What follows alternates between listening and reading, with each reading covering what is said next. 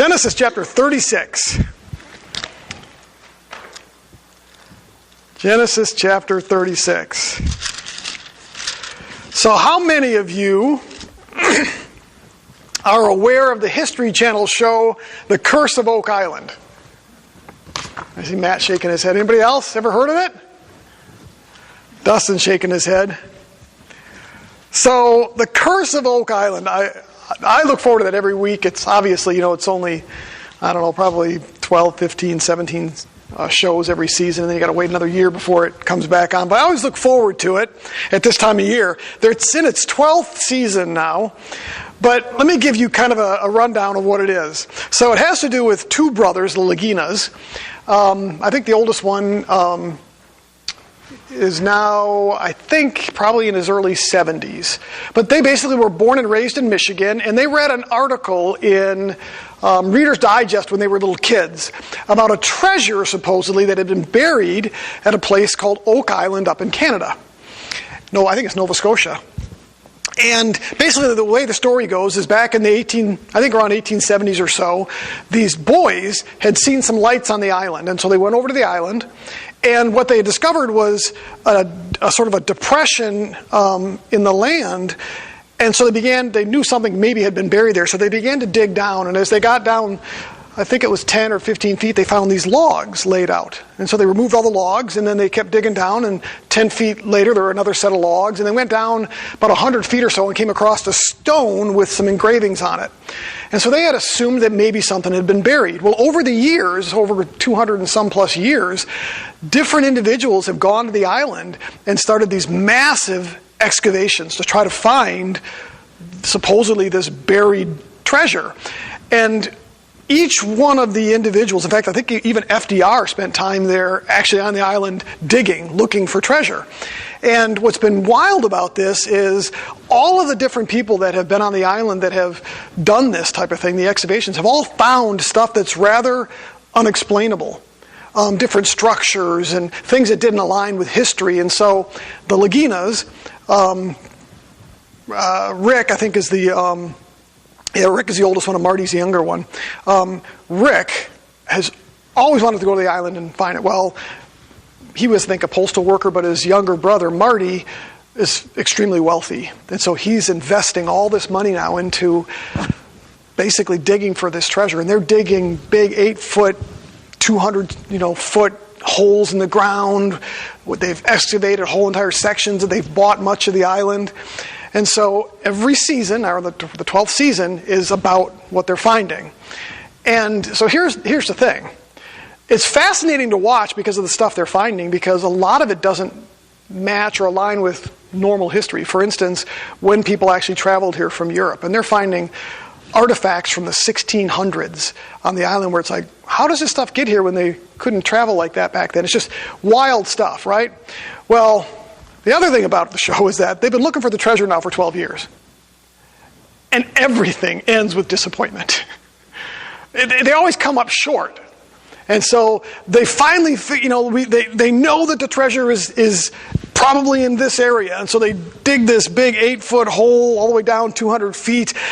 And it floods with water and they can't get any lower. It's like, okay, we fell short again. Or whatever. And so every season ends with disappointment. They always come up short. But after 12 seasons and what I calculate is somewhere 200 plus hours of watching this show, I'm not giving up now.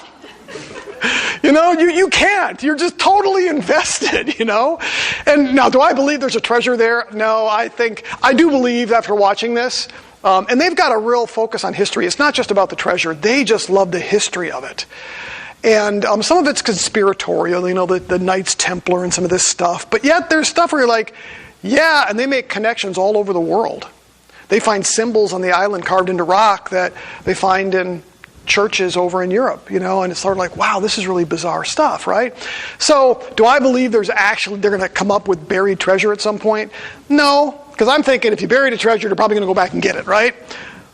But, again, it's sort of like they get their hopes up, and then every time they fall short. So I think on this week's episode that I saw, they had, again, a big, I don't know what they call it, but it's a 7 or an 8 foot round cylinder that they drive into the ground 200 feet or whatever, and they pull stuff out of the ground. They're pulling up tunnels and all kinds of stuff. You're like, why are these people digging tunnels underground, So they're doing that, and then you're like, they really think this is it. They really think they're going to start pulling up gold.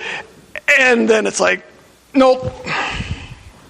All right, next. So this week was another one of those things where they came up short. And so that really ought to be the curse of Oak Island, how to come up short every time, because that's exactly what seems to be happening. But yet there's still some type of hope out there. Well, today we're coming to the end of another section in Genesis. And the passage is mainly a genealogy of Esau, as Dustin has already alluded to here. Now, whenever I come to genealogies like this, especially you get the book of Numbers, that kind of stuff, I struggle because it's hard to find some practical application when what you have are a list of names that are too difficult to pronounce, that make you feel like you're going to choke and get lost in them. And so I was not looking forward. I almost thought about asking Dustin if he wanted to preach on this passage this morning to see if he could do a better job than me. Yes, that's what he says. Thanks, Dustin. However, as I was looking over these list of names, I began to really think through, Lord, what is the purpose for this, and what can we learn from Esau? And what I came up with was that Esau is a textbook example of somebody who ultimately fell short of God's grace. And it's reflected in his genealogy, and we're going to see that this morning. Especially when we look at that in light of other scriptures and other things that are said about Esau. So today we're going to look at how Esau fell short. I'm going to break it down like I always do into 3 sections. Just because that's what I was taught in seminary, every sermon has an introduction, conclusion, and 3 main points. That's what they tell me. So we're going to break it down into 3 different sections today. The first is that Esau built a sizable family, but he fell short because he had married Canaanite women. Second, we're going to see that Esau became wealthy and acquired great possessions, but he fell short because he moved away from home, and we'll see what I mean by that in a minute. And then lastly, Esau grew into a great nation, but one that ultimately became an enemy of God and his people, and again, he fell short. And so we're going to look at this genealogy today, and I'm going to struggle through some of the names. As I read some of these names, if you find me starting to choke or pass out because I can't pronounce them, somebody come up here and give me some CPR or something, or help me out. So I'm going to slaughter these names. I know I will. But bear with me on that, because I think you'll find this interesting as we look at these. I'm hoping what you walk away with and go, I'm glad we didn't skip the genealogies. Okay? Because that's easy to do. So I'm hoping that you'll walk away going, wow, we can learn that from genealogies. So let's look at this first part. It's the first 5 verses of chapter 36. Esau built a sizable family, but he fell short because he married Canaanite women. Let's look at the first 5 verses. Now, these are the records of the genealogy of Esau, that is, Edom. Esau took his wives from the daughters of Canaan, Adah, the daughter of Elon, the Hittite, and, let's look at this, Oholibamah. I'm just going to say Obama. Okay? Oholibamah, the daughter of Anah, and the granddaughter of Zibeon the Hivite. Also Basemath, Ishmael's daughter, the sister of Nebaioth. Adah bore Eliphaz to Esau, and Basemath bore Reuel. And Oholibamah bore Jeush, and Jalam, and Korah. These are the sons of Esau who were born to him in the land of Canaan. I was going to ask Matt if he wanted to read that in the Hebrew today, but probably a little bit easier seeing it in the Hebrew than the English in some respects. But anyway, these are the names. This is the beginning. It says that this is the genealogy of Esau, or otherwise known as Edom. Now, let's look at this. It's not really clear exactly how many wives Esau had. It's either 4 or 3 or 6, and there's controversy over this because nobody seems to be able to agree. Back in Genesis chapter 26, verse 34, we're told that Esau married 2 wives. Those are likely his 2 initial wives. Judith, the daughter of Beri the Hittite, we're told, and then Basemath, who's the daughter of Elon the Hittite. Those are his first 2 wives. That's pretty clear scripturally speaking again. That's from Genesis chapter 26. Then in Genesis chapter 29, we're told that he married a 3rd wife, Ishmael's daughter, Mahalath. That would suggest that Esau had 3 wives. The 2 Hittite wives and then the daughter of Ishmael. And that would seem to match what we find here in this chapter, except the names don't seem to match. Let's look at this real quickly here. If you look at, I think it's verse 2 here, Esau took wives from the daughters of Canaan, Adah, the daughter of Elon the Hittite, and Oholibamah, the daughter of Anan, the granddaughter of Zibeon the Hivite. Well, those names are different than what we saw earlier. Adah, the daughter of Elon the Hittite, this was likely a second name for Basemath. Sometimes they had more than one name, and so it may be that this Adah, daughter of Elon the Hittite, was also Basemath from Genesis chapter 26. And the reason for that is they're both the daughter of Elon the Hittite. So it's either 2 separate women with 2 separate names because they both had the same father, or it's the same person with 2 different names. That's the general consensus, is that it's the same person with 2 different names. The other one there, the Oholibamah, the daughter of Ahon, the granddaughter of the Zibeonite, the Hivite, also appears to be an additional wife, not one that's mentioned anywhere else. There's no other names given for her. It gets a little bit confusing. And then lastly here, we see Basemath, daughter of Ishmael. That's probably another name for Mahalath from Genesis chapter 28. Now, did I thoroughly confuse you yet? Basically, let me just say it this way. At this point, if we had nothing else to go by, it would seem he has 3 wives. Okay? And the wives had more than one name because their fathers are the same, etc. Okay. So we went from the initial 2 wives to maybe 3 wives now that he has, some of with, again, double names. But actually, when we look at this passage now compared with Genesis 28 and Genesis chapter 26, my conclusion is that he likely had 4 wives. And that 2 of those 4 wives had different names. And that's why we get the confusion. That's why some say he had 6, because 2 of the wives had 2 names. It really wasn't 2 wives, it was 4. And again, so let me just, if you want to write them down, I'll just give them to you here. One of them was likely named Judith. She was the daughter of a man named Beri the Hittite. Then we had 2 daughters named Basemath. The daughter of Elon the Hittite.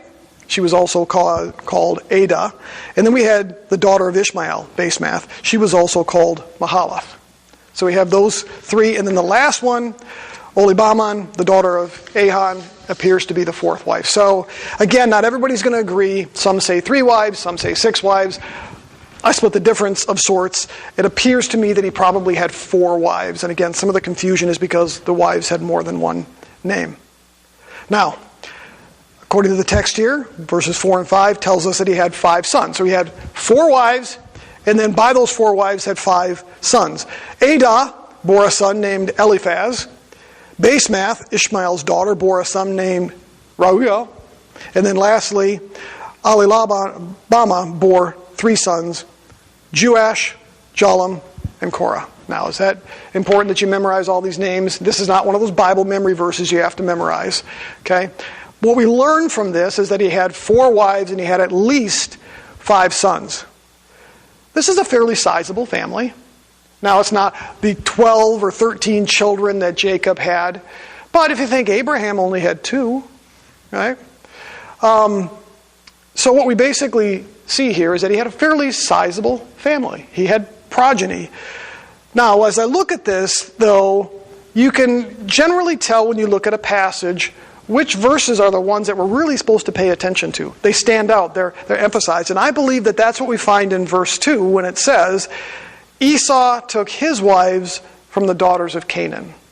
I believe that is supposed to be the primary verse of this genealogy here. You might remember back in Genesis chapter 26, verse 35, that when this is first mentioned, that he took wives from the daughters of Canaan, that it brought bitterness, it says, to Isaac and to Rebekah. So it's not a good thing. It brought distress to his family because he had taken wives from the land they were living in, from the Canaanites. It was so bad, if you remember back in Genesis chapter... Go ahead and turn there. Genesis chapter 27. Genesis chapter 7. You remember what Rebekah had said about these Canaanite women? Genesis chapter 27, verse 46. She's crying out to her husband, to Isaac, and she says in verse 46, I am tired of living because of the daughters of Heth. Those are Esau's wives, the daughters of Heth. If Jacob takes a wife from the daughters of Heth, like these two women that my other son has married, if he takes them from the daughters of the land, what good will my life be to me? She was in distress. These two daughters of Canaan had brought her and her husband tremendous stress, so much so that the best way to read that and understand that is she despised her life. Have you ever known somebody like that who has a mother-in-law or a father-in-law that just brings so much distress and anxiety that they just can't stand it? I know some like that. I've been very fortunate in my life. I think Amy is very fortunate in having my parents. It's not just because I love my parents. My parents have always been loved by my friends and others. In fact, at my dad's funeral, people from high school, friends that I no longer keep in contact with, came to my dad's funeral. Amy inherited that. I was blessed by her family. I don't have the stress that some of my friends have with their in-laws. Now, hope that doesn't sound terrible. But in this particular instance, these Canaanite wives brought tremendous distress to Rebekah and to Isaac. And the text tells us here in chapter 36 that he took his wives from these people, from these Canaanites. Esau taking wives from among the pagan daughters of Canaan stands in stark contrast to what both Abraham and Isaac demanded of their own children. Look at Genesis chapter 24. Genesis chapter 24, look at Abraham. Now Abraham was old, advanced in age, and the Lord had blessed Abraham in every way. Abraham said to his servant, the oldest of his household, who had charge of all that he owned, please place your hand under my thigh, and I will make you swear by the Lord of God of heaven and God of earth that you shall not take a wife from my son, from the daughters of the Canaanites among whom I live. But you will go to my country and to my relatives and take a wife for my son Isaac. He forbid Isaac and his servant from getting a wife for Isaac from the Canaanite women. Absolutely forbid it. Well, this is something that Isaac apparently took to heart, because look at what happens in Genesis chapter 28. Genesis chapter 28. Look at verses 1 and 2. So Isaac called Jacob and blessed him and charged him and said to him, you shall not take a wife from the daughters of Canaan. Arise, go to Paddan Aram, to the house of Bethuel, your mother's father, and from there take to yourself a wife from the daughters of Laban, your mother's brother. So both Abraham and Isaac understood the dangers in taking a wife from among the Canaanites. But apparently, Esau didn't get the message. And so I think the verse we're supposed to really see and understand, or the one that is supposed to jump out from this, is that in spite of the fact that Esau had built a fairly decent-sized family, had multiple wives with multiple children, his grave mistake was taking his wives from among the Canaanites. So what's our takeaway with that? There's no question that when God called Abraham out of the land of Ur and settled him in Canaan, that his intent was for Abraham to be in the land but not of the land. Did you get that? He called him into the land, but he wanted him to be in the land, but he did not want him to be of the land. God intended for Abraham and his family to live among the pagans of Canaan, but to, in some respects, remain separate. Abraham understood this, which is why he demanded that Isaac's wife must not be taken from the daughters of Canaan. Jacob seemed to understand it as well. He was obedient to Isaac when it came to not taking a wife himself from the Canaanites. However, Esau again didn't get the message. In the same way, I think God intends us to live in the world, but we are not to be of the world. Paul warned the Corinthians, 2 Corinthians chapter 6, verse 14. He says, do not be bound together with unbelievers. For what partnership have righteousness and lawlessness, or what fellowship has light with darkness? Now, Oftentimes when we think of that verse, we think of marriage. That's not the particular context that Paul is referring to, but it does apply.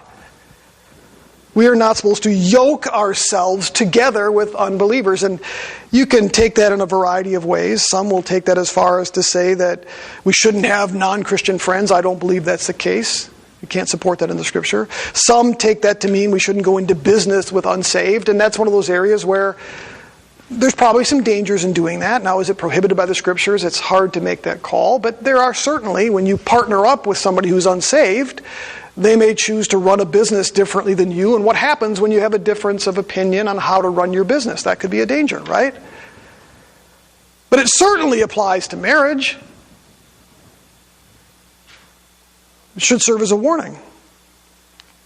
That's why Paul warned the Ephesians to walk in a manner worthy of our calling. But he goes on, he says, don't become partakers. Don't yoke yourself to unbelievers. Don't join them, he says, in their unfruitful deeds of darkness, but rather expose them. Esau should be a warning, I think, for each one of us. It should be a warning for Christians. He's symbolic, I think, of many Christians today who not only live in the world, but they've chosen to be of the world. They've married Canaanite women, if I can use that symbolically. I was talking to Dustin and Matt a few weeks ago, and I generally do hate to do this, but I think that I don't want to be somebody who is always calling out others. You know, we're all sinners, and so if I point my finger at another pastor, that's a dangerous thing to do sometimes because I'm not perfect either, right? However, there are times where it's appropriate to call others out and say, is this really appropriate? In part because it should remind us that we shouldn't be like that, right? But we've got to be careful and gracious in the way that we do it. Well, I came across, there's a very large church in Dayton. In fact, it's one of the largest churches in America. And they bought a bunch of, they bought a huge chunk, or leasing a huge chunk of the Dayton Mall and moving in. And so I was just curious. And so I went to their website and I looked up and I noticed that for their main pastor, as part of his bio, he included a statement about really loving to drink bourbon and to smoke stogies. Now, here's the thing. I don't believe the Bible condemns alcohol in general. We're told not to get drunk, but if somebody wants to have a beer at home and can do it responsibly, I'm not going to judge them for that because I don't think I can do that scripturally. Paul, even when it came to eating meat sacrificed to idols, he said, do it in your own home. Don't necessarily do it in front of others to cause them to stumble because everybody has their own conviction. So I'm somebody who, you know what, if you want to have a drink at home, I'm not going to condemn you for that. I don't choose to do it myself, partly because I don't like alcohol. I just never have acquired a taste for it. Now, does that mean that I will never, every once in a while at home at Christmas, Mom may make a cranberry slush, and I may have a little bit of that? But do I want to advertise that on a website to people? And that's the trouble, the concern. Well, then I got to the second pastor, the lead pastor of one of their churches, and the same type of thing. Love to do the bourbon. Love to smoke stogies. Now, why is that a concern, and why do I point that out? And I don't know, maybe I think Matt and Dustin kind of looked at it the same way that I did. Maybe, I don't want to put words in their mouth, but it was one of those things like, do we have a problem with them wanting to do that in the privacy of their own home, or does it come across as, look how worldly we are. We're just like you. The world does this, and we fit right in. That's the impression you get when you advertise that. And unfortunately, we've seen through the whole seeker-sensitive movement that started back in the 1970s with Robert Schuller and then ultimately Willow Creek, this idea of, well, if we make ourselves look like the world, then the world will be attracted to us. The problem with that is we're not to be like the world. We're supposed to stand out. We're supposed to be in the world but not of the world. And so as I look at Esau here and I think to myself, you know, God blessed him with this great family, but unfortunately he built the family the wrong way. He built it with Canaanite wives who no doubt would influence him and his children. I think about Solomon. You know, they weren't supposed to marry the pagans. Solomon did it, not just once, not just twice, 700 times, and then he added an additional 300 concubines. And what's the last thing we learn about Solomon? It says, he forsook God. Why? Because his wives turned his heart away. when we decide to marry the world, when we decide to partner with the world, when we decide we want to be like the world, what happens? It turns our heart away from the Lord. That was Esau's problem. Let's move on. Second thing I want to see here is that Esau became wealthy and acquired great possessions. But he fell short ultimately because he moved away from home. And I'll explain what I mean by that in a minute here, but let's read verses 6 through 8. Then Esau took his wives and his sons and his daughters and all his household, and his livestock, and all his cattle, and all his goods which he had acquired in the land of Canaan, and he went to another land away from his brother Jacob. Their property had become too great for them to live together, and the land where they sojourned could not sustain them because of their livestock. So Esau lived in the hill country of Seir. Esau is Edom. Back in chapter 35, when Jacob returned to Canaan, we learned that Esau had been living in Seir for a little while, which is further to the south. It was outside the land of Canaan. But we also learned that Esau had become fairly successful. He had become fairly wealthy. When he came to meet Jacob, he met him with 400 men. That's a sizable group of men. When Jacob ultimately offered him 550 animals, a substantial flock, Esau basically said, No, I don't need it. God has dealt graciously with me, and I have everything that I needed. So he obviously was in no want, had more than enough. How many of us would turn down a sizable gift unless we had more than enough ourselves? And that's what we see with Esau, is that he was fairly wealthy. He had acquired great possessions. He was a powerful man. In fact, we're going to see in a little bit, he had conquered all of Seir. Had taken over a nation. Now, we look at this here, and what we learn in this is this takes place, this episode in verses 6 through 8 takes place after Isaac's death, which was about 20 years after Jacob had returned home. So it appears that even though initially Esau was living in Seir to the south when Jacob came back to the land, at some point, I think the only conclusion we can make is that Esau moved back home for a period of time. Because by the time we come to this passage, after Isaac was dead, it says that they were living together. They were living in the land. But their flocks had grown so much so that they couldn't stay in the same area together. That's only possible if Esau had moved back home. Because they're living together. And their flocks now have grown so much that the land can't sustain both Esau's flocks and Jacob's flocks. But notice that it tells us here that because the land couldn't sustain them, that Esau left home and he moved to a land away from his brother Jacob, which ultimately is the land of Seir. He went back down to Seir. Now, why is this important? Let me ask a question. You all know how big Israel is. Not just today's Israel, but Israel in the Old Testament. Sizable, bigger than what it is today. Do you think that it wasn't possible that two individuals could have flocks and live in that land? Do you think there wasn't enough land in Canaan? They couldn't stay where they were at. They were in the southern part. They were near Beersheba. And it's probably true that in that little area, their flocks had grown so big that they couldn't stay in that same area. But it didn't demand that Esau leave the land of Canaan altogether. The land is much bigger than that. It could have sustained them. But he chose to move away to a land far away from his brother, Jacob.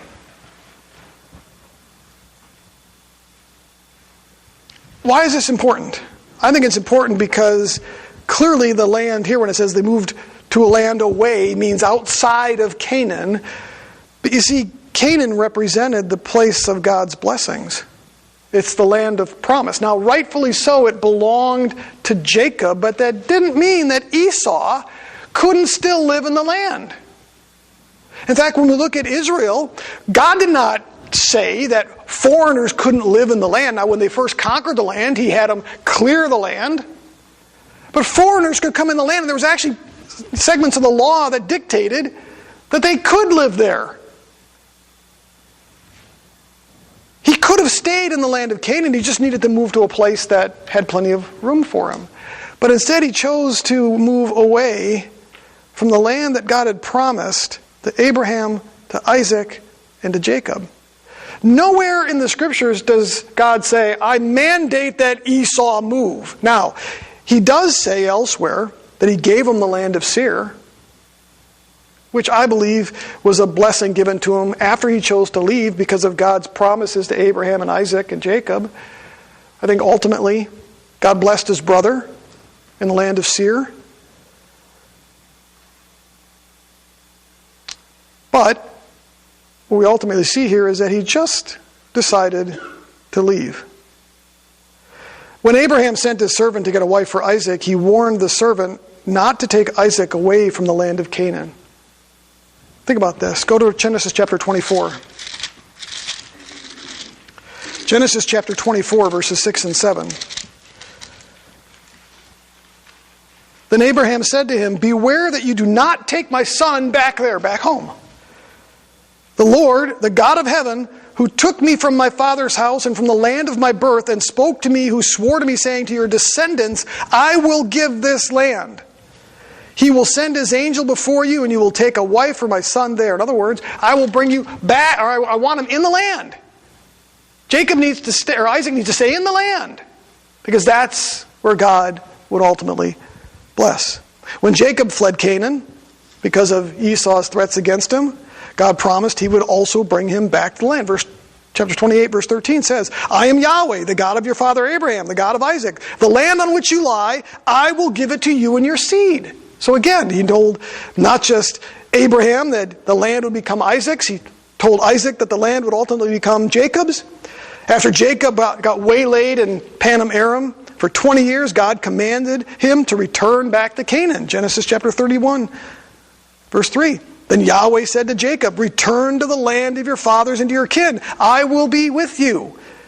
When Jacob stopped halfway, settled in Shechem for a decade, got stuck there, God once again commanded him to return home, reminded him of the promise regarding the land. Chapter 35, verse 12 says this, and the land which I gave to Abraham and to Isaac I will give to you, and I will give this land to your seed after you. So the land of Canaan was part of God's purpose, his redemptive plan. It's important. And while his covenant was specifically with Jacob and not Esau, it's striking that Esau was so willing to move away from that. It's land that God had promised his grandfather, Abraham, his father Isaac, and his brother Jacob. Esau should have known this is the land of promise. Wouldn't it have made more sense that if Esau wanted to be blessed of God, that he would say, I want to stay right here. In fact, in this passage, it even says that the Lord blessed Esau in the land of Canaan by multiplying his possessions. He became wealthy living in the land.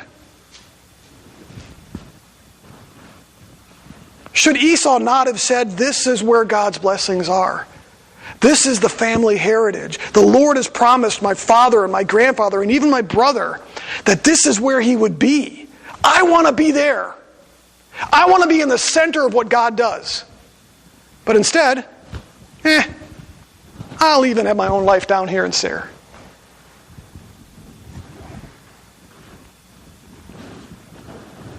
Esau, again, should serve as a warning to us.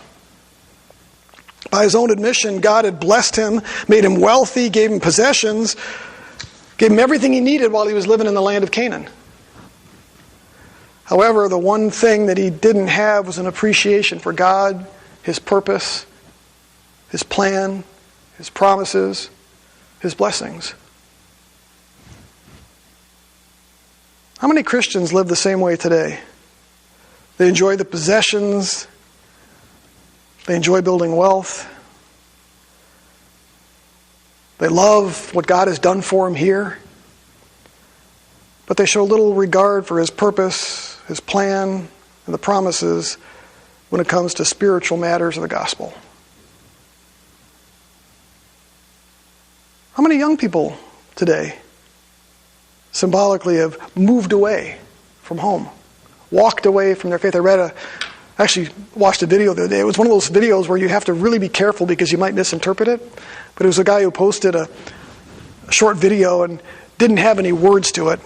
Didn't speak, but it was just words on the screen. And he basically said, "What happened when I divorced my wife and I left the church?"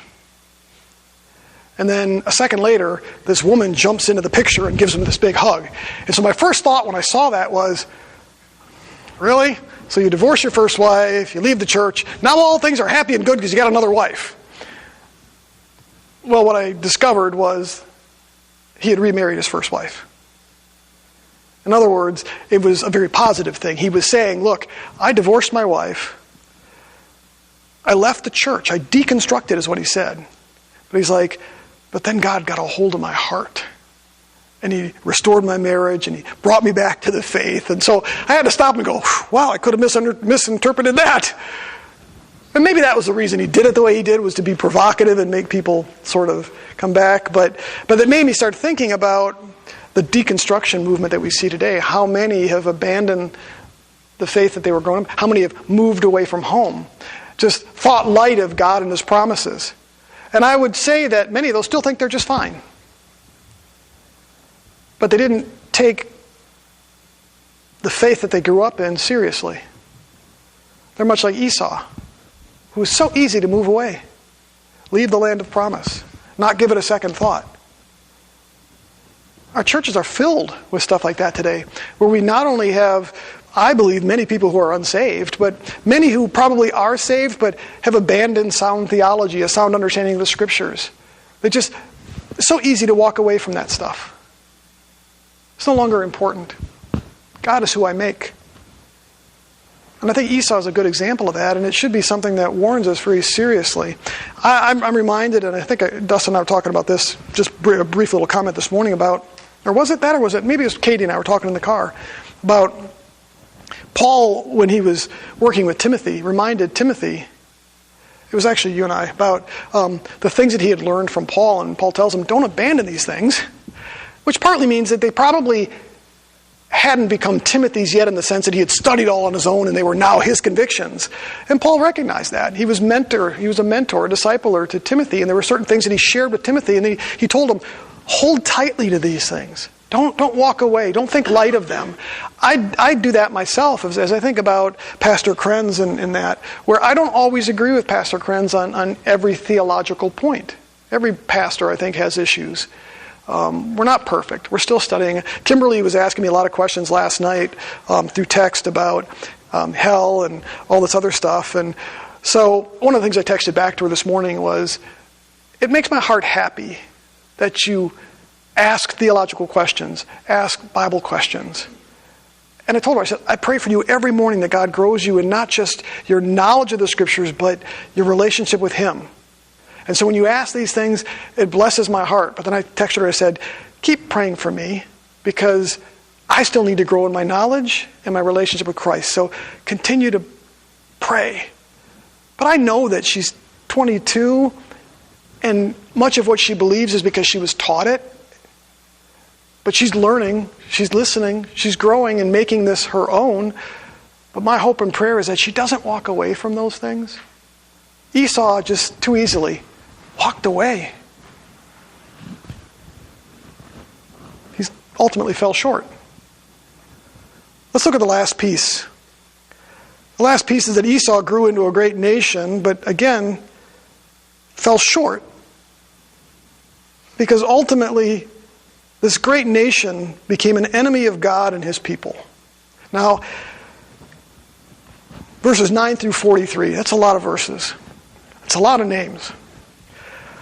I think I would probably run out of breath, and you'd find me collapsed on the floor if I had to read through all of these this morning.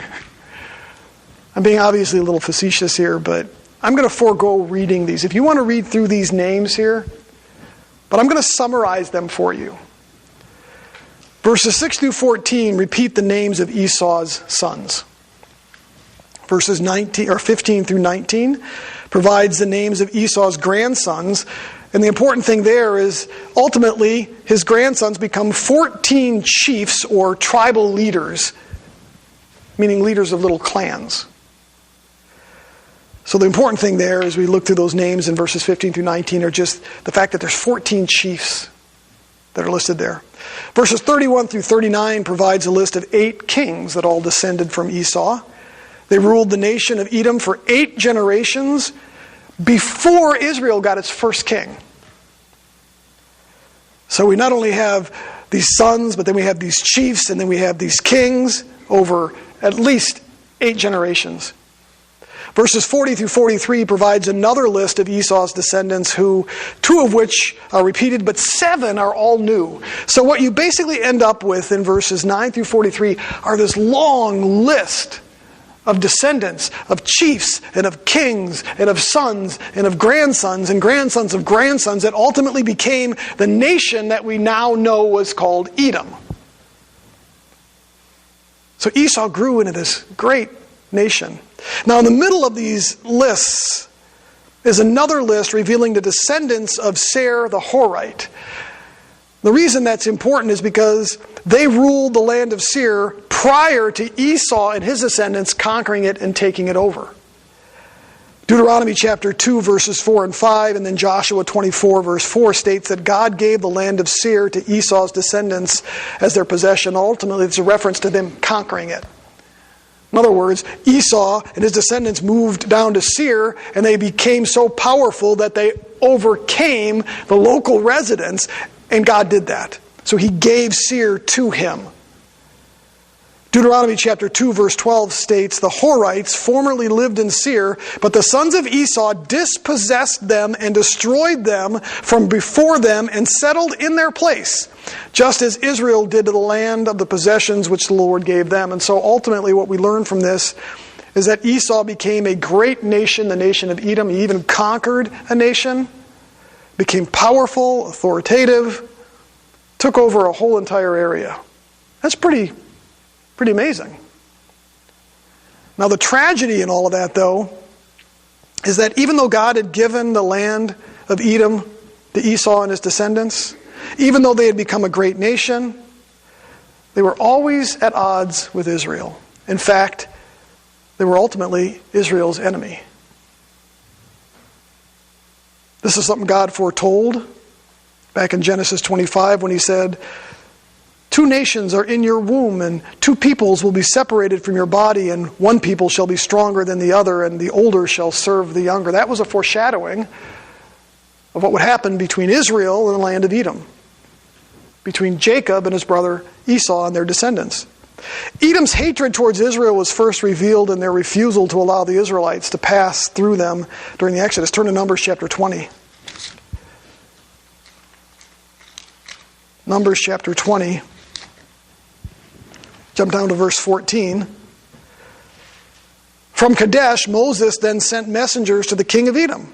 Thus your brother Israel has said, you know all the hardship that has befallen us. There's a reference there to all their time in Egypt. And the fathers went down to Egypt, and we stayed in Egypt a long time, and the Egyptians treated us and our fathers badly. But when we cried out to the Lord, he heard our voice and sent an angel and brought us out of Egypt. Now behold, we are in Kadesh, a town on the edge of your territory. Please let us pass through your land. We will not pass through the field or through vineyard. We will not even drink water from a well. We will go along the king's highway and turning to the right or not turning to the right or the left until we pass through your territory. In other words, what Moses is doing is saying, we just need to pass through your land. He references the fact that Edom is the brother of Israel. They're related. He pours out his heart that, look at the way we've been mistreated. Give us some grace. Let us just walk through the land. It won't cost you anything. We won't take of anything. We'll just pass through. Look at verse 18. Edom, however, said to him, you shall not pass through us, or I will come out with a sword against you. Again, the sons of Israel said to him, we will go by the highway, and if I and my livestock do drink any of your water, then I will pay its price. Let me only pass through on my feet, nothing else. But he said, you shall not pass through. And Edom came out against him with a heavy force and with a strong hand. Thus Edom refused to allow Israel to pass through his territory, so Israel turned away from him. And so Edom was Israel's enemy from the very beginning. In fact, their hatred continued throughout all of their history and culminated in their forces joining with Babylon when they attacked Judah and carried them off into captivity. They were not only an enemy of Israel, but ultimately were judged by God because of it. At least 7 prophets, Isaiah, Jeremiah, Ezekiel, Joel, Amos, Obadiah, and Malachi, all of them prophesied the destruction of Edom and God's judgment against them because of their treatment of Israel. In fact, the entire book of Obadiah is dedicated to God's judgment against Edom. Now, why is that important? Esau goes from living in the land, being under God's blessing, if you will, and reaping the rewards of living in the land, leaves, goes away, becomes this great nation, but ultimately becomes an enemy of God himself. So what's our takeaway with that? The last thing the Bible says about Esau is found in Hebrews chapter 12. Turn there with me. And it becomes ultimately the theme of all of these verses we've looked at today. Hebrews chapter 12, verses 15 through 17. See to it that no one comes up short of the grace of God. That's the theme. See to it that nobody comes up short of the grace of God. That no root of bitterness spring up, causing trouble, and by it many be defiled. That there be no immoral or godless person like Esau, who sold his own birthright for a single meal.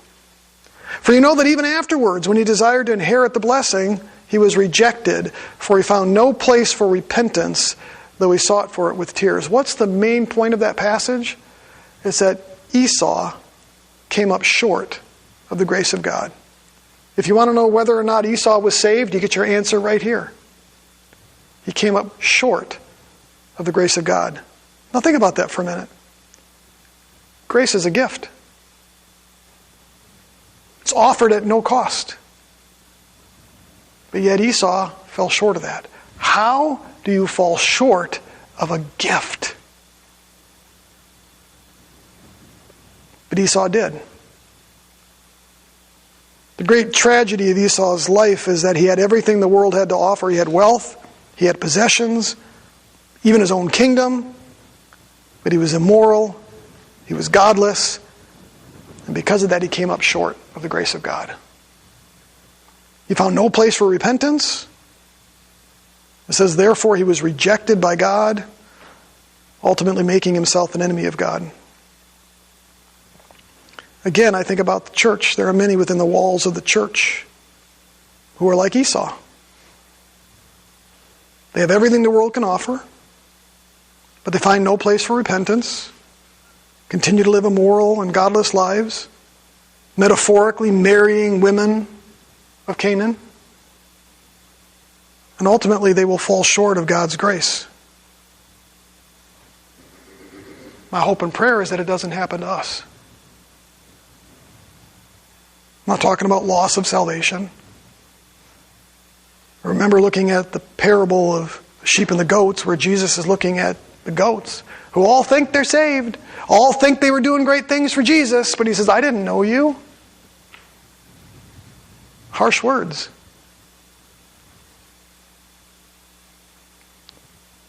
When I was in high school, you all know I was a swimmer.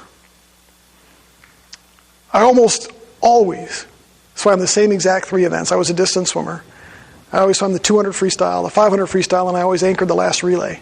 In 3 years of high school swimming, there's only one time that I ever swam anything else. This particular meet down in a place, I don't know if it was Sturgeon Bay or Bayport, someplace. And I kind of noticed on the sheet that I was supposed to swim butterfly that particular day. I'm not a butterflyer, never was. But hey, do my part, right? So I remember getting up on the blocks. Remember the gun going off? I hit that water and I just started to sprint all out, swimming butterfly. Got to the wall, did my turn, raced back, and I hit that wall and put my hand on it, I looked around, and man, I was so far ahead of everybody else. And I stopped, and I was pretty excited because I'm not a butterflyer. And all of a sudden I noticed all of my teammates on the side yelling and screaming at me. The coach yelling and screaming at me, what are you doing? What are you doing? Get going, get going. I'm like, what? And then I heard somebody say, it's 100, you idiot. I came up short. I stopped swimming after 50 yards. Now, in my excuse, in my defense, summer was only 50 yards, not 100. Well, I'm a distancer. I didn't pay attention to the 100 freestyler dudes. I hated butterfly.